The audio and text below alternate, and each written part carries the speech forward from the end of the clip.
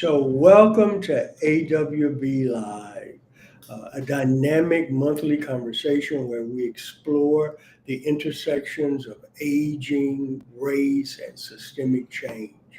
Each month, we connect with thought leaders, change makers, and people at the center of aging in America to discuss opportunities in reimagining aging in Black communities. And so you're invited to join and actively engage with us as we elevate critical conversations, amplify strategies, and work collectively to build a future where Black elders thrive. Before we get started today, I must take time to thank again our sponsors, AARP, Gilead Sciences, and the Archstone Foundation for their generous sponsorship of the Aging While Black experience at this year's On Aging conference. Their support enabled us to curate more than 15 hours of content and to leave an indelible imprint on this year's On Aging that we'll talk a bit about right now. Because today is really special for me, those of you who participate in the awBLive community recognize that normally I am sharing this space with someone out there in the world doing something really special as it relates to aging and its intersection with Blackness in America. Well, today is really special for me because I get to spend time with my partner in the AWB movement, Kali Johnson Graves. Now, to be clear, Callie is always in this space with me, but she's normally off camera uh, on the other side of the screen. But this month, we wanted to share our time together, reflecting on the experiences at On Aging, and especially the richness of the AWB Learning Center. So without further ado, let's dive in. And so welcome to this side of awBLive, Kelly Johnson Graves. Thank you. I can't believe you got me on this side of AWB Live, but it's okay. It's okay. It is only the I'm first happy to step be in here. you. Yeah, it's only the first step in you hosting future AWB Lives. But we'll talk about that after this live. So I have to start here. Mhm. How would you describe or introduce yourself to our audience in the required 25 words or less? So I'm actually not going to count this, but I will try anyway. Callie Johnson Graves. I am a product of the great city of Baton Rouge. I am living in and loving the metro Atlanta area. I'm a recovering perfectionist, a pseudo creative, and passionate about growth, community, and new experiences. You did an absolutely wonderful job, except that recovering perfectionist thing. But we'll talk about that I'm a little recovering. bit. There are Yeah, stages to the process. yes. So you're in perfectionist recovery. Yes, Uh, uh, and so I'll name the relapses when they happen in the future. I'm Uh, sure you will. so, Callie, we made it. We Yes. made it for months. Literally, since last Mhm. year's On Aging, we started talking about and planning for On Aging 2025. How does it feel to be on this side Mhm. of On Aging? It feels really good. It feels amazing. Like you said, we've been planning this for quite a while now. This was our third on aging experience, but it was our second time hosting the AWB Learning Center. And each year, I just think like, wow, we really just did that. And by that, I mean all of that, like from lugging boxes throughout conference centers to hosting sessions and greeting new and old faces. Um, it feels like it goes by really, really quickly, but there's so much that goes into it that you have to take a moment, after it's all done to really say, wow, we just did that. Yeah, and it happens quickly, but it feels really dense in terms of, Yes, because there's it always is. there's always the next thing uh, Hmm. that you either need to set up the room, or you need to understand our role in it, or Hmm. you know, and certainly we were responsible for more content this year uh, Hmm. than in previous years, and so it felt like a lot, but then it was over. Right. Uh, and we were back to packing these big old boxes to go to the shipping center game. Yes, which I'm also proud of us on that front because last year we had an entire section of items, and this year we were able to minimize it a little bit, but still have the same impact. So I think next year will be even greater. From your lips to God's ear. Yes. So, PJ, viewers, I often call him PJ. So if that comes out, that's what that is. What surprised or moved you most during our time in the AWB Learning Center, and why do you think it moved you? Like, why did it resonate so deeply with you? So there were a couple of moments uh, that were really, really rich for me. I enjoyed the whole thing. Hmm. Everything was interesting in its own right. Uh, but two moments really were touching for me. One was at the opening of the Black Aging Summit when the wonderful Christina Peoples did the libation. Yes. And it connected with me deeply and resonated with me, Callie, for a couple of reasons. Uh, First of all, here we were at this national conference, and we were grounding a space in our tradition. Yep. And that just felt really important to me in the moment, that we were not just there to impact aging or to facilitate an engagement around aging, but that this was a space that was grounded in Black culture and Hmm. the traditions of our ancestors. And so that felt really important, and something that, as we've talked about, we need to do forever and a day in our spaces. Uh, but secondly, that it was Christina, Hmm. which resonated with me for a couple of reasons. First of all, Christina is a younger mover and shaker in this space. So I saw the future of aging while Black being grounded, being personified in Christina. And then lastly, it wasn't me or you Hmm. who were responsible for kicking off the Aging While Black Summit. Our signature event, our critical space, the thing that you and I uh, wrestled with more than anything else, that we'd actually arrived at a point where there was somebody else trusted to be in that space and to be the face of Aging While Black. So that moment resonated with me. And then the last, and I won't be as lengthy here, was at the end of the family reunion when I asked you to play the song Family Reunion. Uh, and people started singing, people started line dancing, and it was just a whole vibe Hmm. in the room that just felt very, very rich and very meaningful for me.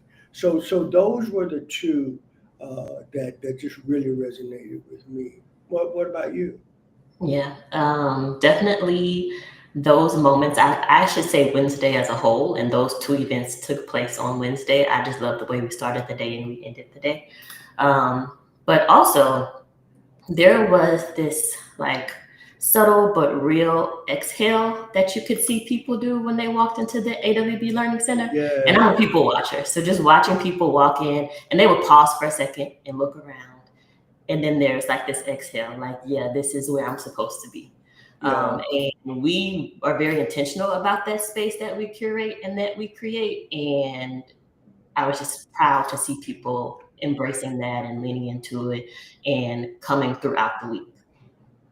Yeah, Mhm. and so which kind of segues into this whole conversation about how does the awB Learning Center, which, oh, by the way, this year was dedicated to Dr. E. Purcell Stanford, Yeah. this trailblazer in Black aging, and to have this sign and this signage in the room acknowledging him and acknowledging this space just felt really rich and important throughout the week. And so, how did the Learning Center differ from traditional conferences in terms of engagement and energy and conversation for you? Mhm, mhm. So we definitely honor tradition, but I would say we don't do anything traditionally. So we tell folks right at the start that we don't do a bunch of talking at you. We want to create an experience that allows you to talk to each other and grapple with things in ways that you maybe never have, and then ultimately work together to co-create something that begins when we leave this space. And so I think all of that differs from the traditional conference experience because you are used to walking into a room where maybe you have a panel or you have a person who's at the front of the room and they're presenting their research, which is all great and fine. But as we often say at Asian Wild Black, the wisdom is in the collective, it's in the room, it's not necessarily at the front of the room. So, yeah, that's how it differs. Yeah, and the energy. Mhm, And this is not just related to ASA conference, mhm, but almost every conference that I go to, you, there are important conversations happening, but they have a very different energy. The people in the room are receiving information, oftentimes very important and valuable information, but they're receiving information. right. The energy in the Aging While Black Learning Center, especially with the Black Aging Summit. I mean, there's just a totally different energy in the space, but even beyond that, in a number of the presentations that were curated by other folks, uh, there's just a very different energy and way of engaging people. Mhm, And one of the things that I really appreciated was the people who were in the room last year for the awB Learning Center, who were selected this year to give presentations. mhm. They got the assignment. You know, Yeah. they understood that they were not to just stand up and click through slides, but that Right. they were to center this upon Black elders, and it was about really engaging people in the room and in the space. So I And I think enjoyed that's a that. part of the important movement that we're building also. Yeah, it is. Um, Yeah. So, as you, um, well, in what ways, I should say, do you see the values of aging while Black come to life, or did you see them come to life in the Learning Center? In the people, in the interactions, in the moments that unfolded, how did you see what we say we value at aging while Black personified? so I will lift up uh, two things that we speak to and value. and one is collective action. I saw people thinking about how we do this rather than what do I do, and without disassociating from the fact that I have an individual contribution.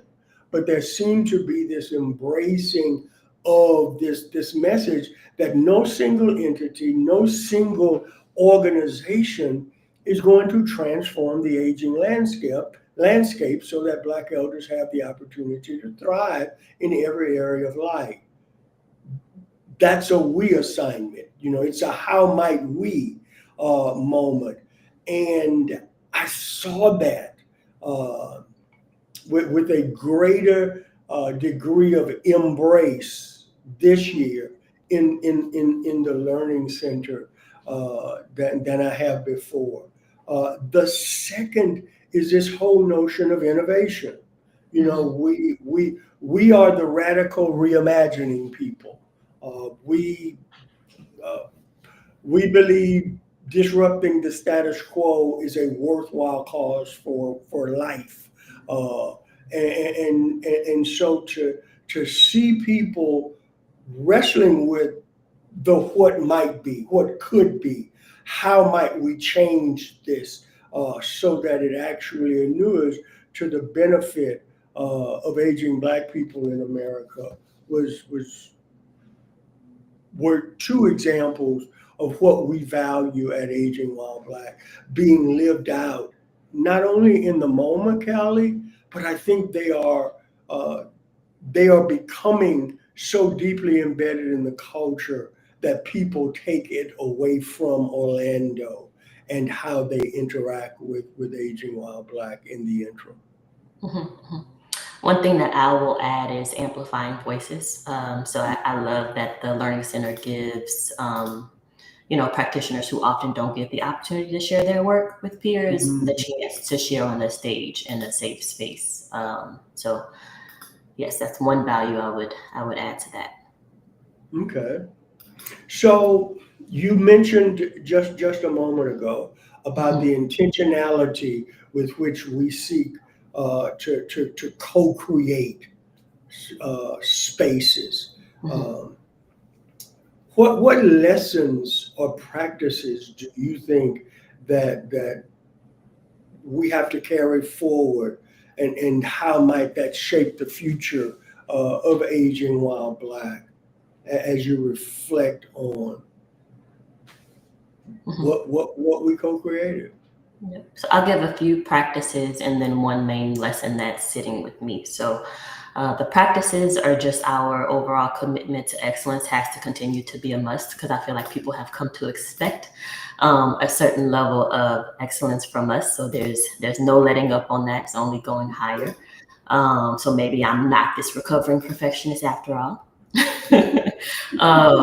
Connection before content. I think giving people the chance to interact with one another in a meaningful way before jumping into the content of the day creates that strong foundation that you need for some genuine sharing. Um, and then being in tune with the current realities and not being afraid to name them. I think the fact that we are just unapologetically ourselves, unapologetically Black, and then naming, what people are really dealing with and grappling with, especially at a time like this, is a part of what makes us us. And I think it's an important practice that we have to continue. And then the big lesson is building in more time for us to be able to connect with others because hosting really makes that difficult. So I think we did a great job of actually building a host team this year. One that helped, well, planning team, I should say, that helped us to plan the experience. Um, I want us to be a little more intentional about how we leverage those people and the people around us so that we can have more time to connect with our friends in the Learning Center. Yeah, so jumping in, Callie, on the last part, Mhm, the planning group. I mean, we had mhm, some absolutely wonderful people, and help me make certain I don't leave anybody out. mhm, But starting with the Black Elder, Velma Carter Dreyer, Christina Peoples, Larry Bryant, Jennifer Horn. Who am I missing? Amira. And Amira Bilal, helping us to plan, which was an important step for us because, you and I oftentimes go into the proverbial laboratory and come out with this thing. But Yep. being able to shape that with people and to say, what do you think? And really saying to people, no, what do you think? Pushing back's not going to hurt our feelings. And so I think we really took an important step in the planning. I also want to name, Kali, the absolutely amazing and diverse facilitators for the Black Aging Summit, who helped to, in many ways, to lift up the space and to ensure that there was this fidelity of action that was happening. But I think you uttered the term that's really important for the next time that we are at On Aging and curate the Learning Center. And it is, I think, there needs to be a host team. I think that there needs to be folks who help to manage the flow of activities and other things. Because I had a greater opportunity to connect with people than you did, because I was able to get out of my perfectionism long enough to connect with others. But also the logistics of things. Everybody who has seen us engage understand clearly that the logistics of things is your bailiwick. It's what you make happen and make happen with the excellence that people see. And so I think we have to look at how we invite others to help host the space, because so many of the people who come into that space, there are two groups of people. There are people who come into the space that, regrettably, from our part, we won't see them again until next year at On Aging. But then there's another group of people, Kali, who have been on horizontal calls, who've taken part in surveys and email exchanges and other things, that we had this brief window of opportunity to actually be in the same space, IRL. And it was challenged because we had to make certain that this was set up, or that the chairs were in the right place, or that there were enough microphones in the room, or that kind of stuff. And so I think that that's something that, for me, I take away from the experience as being really, really important. Yep. So I always wrap up these calls, and it is, and I mean this with all seriousness. It brings me great joy to ask this question of you in this way, because most of the time, you and I are knee deep in the nuts and bolts, or at least you are in the nuts and bolts and trying to drag me down into them, kicking and screaming.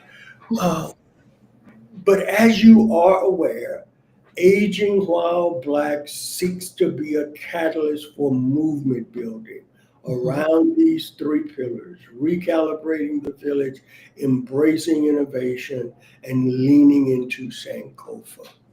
And so Kali Johnson Graves, from February, or before February 2023 until today, what is this, May 8th of 2025? The 7th. You're living in a little bit. May 7th, 2025. What is your best hope for this movement? So I'm going to do a quick plug. So I know that the subtitle of your book that's being released in August is a radical reimagination of aging and race in America. But Aging While Black has already been something so much larger than I think either of us have imagined.